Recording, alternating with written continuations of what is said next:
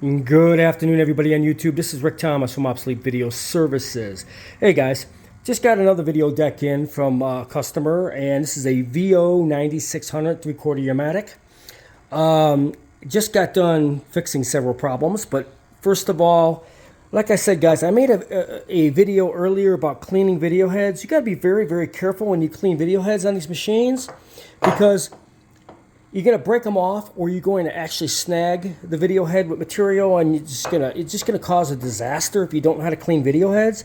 Well, at some point somebody tried to do that on this and actually broke one of the heads off in one position, and this scanner wasn't working right. It just total disaster. So the video head's completely destroyed on this one, so I had to replace the scanner with my last scanner. I don't have thousands of these, but when I do get junk machines and they're in good shape and just not worth fixable, I take the best parts off of them and keep them. Well, here's a video scanner I just replaced due to the one they destroyed. So as you can see, we're getting fantastic playback on this now. This is how you do it. Once you work on these 3/4 Yamatic machines, I've had people sit there say it's easy. It's easy to a point, but then there's other problems that come up, and if you don't have parts, it's no longer easy. You gotta have a lot of parts for these machines, especially on hand. If you could fix things for customers that end up destroying them like that, and I'm sure it wasn't done on purpose. It's just the person who did it probably didn't know how to clean the heads properly, and then they try to unscrew it and take the head drum off, which I never advise, because you have to put these in a certain way, and you just don't want to mess with the drum itself if you don't know what you're doing, and apparently they didn't. So they ended up destroying the video head, so I'm not going to bother. I do have a complete scanner. I don't have separate heads like this, but I do have them sitting on fairly new scanners, so we replaced the entire scanner out with a new scanner. This scanner has very low hours on it, so beautiful playback, beautiful picture, it's scanning really, really good. I just got done doing all the lubrication and adjustments and alignments on this thing.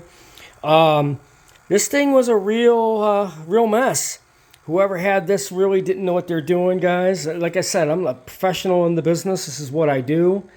I've been doing this a very long time. And well, when UPS delivered it, they dropped it on its faceplate and ended up breaking this control board, which I happen to have another one.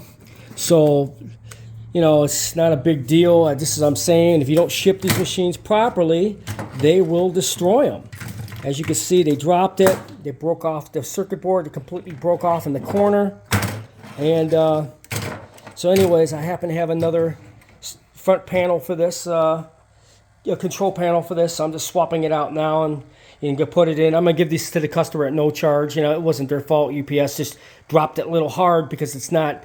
These decks must be packed in the boxes very, very well, guys. If not, it causes damage like this.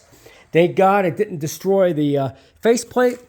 It just pushed in hard on the actual scanning knob, which actually pushed into the board and broke the end off of the board. So I happen to have another board to replace it with, which we just changed it out because I happen to have one off of another machine. So now we got the actual board fixed, and as you can see, everything on the board now does work. Scans fine. Rewinds fine. When things get broke, sometimes I have parts, but I don't always have parts for these decks. But when I do have parts and I notice a problem or something happens en route, like with shipping in this situation, I just happen to have another board that I could swap out to fix it. When I pack this up, it's going to be packed up a lot better in the way they sent it to me. But again, guys, there's some things I had to fix on this. Next thing I got to do is I'm going to have to check out these belts. I may have to take the belt off of this loading carriage and change it out. But they broke the front panel control board, which I happen to have a spare. I changed it out. They destroyed the video head drum scanner. I replaced it with a new one with low hours that I happen to have laying around. So now we got beautiful video coming out of this deck. And lubrication, adjustments, alignments, everything was done on this. I do have to fix this. They did break the little frickin' audio knob here. I think I have one laying around, and that's because they dropped it on its face when they shipped it. When you box these things, boxes like this, guys, don't work These are thin boxes, and you have to really pack it well. I mean, bubble wrap doesn't do it. You need to seriously use, foam sheets. I'm talking about foam sheets when you pack these machines, to make sure the face and back are protected.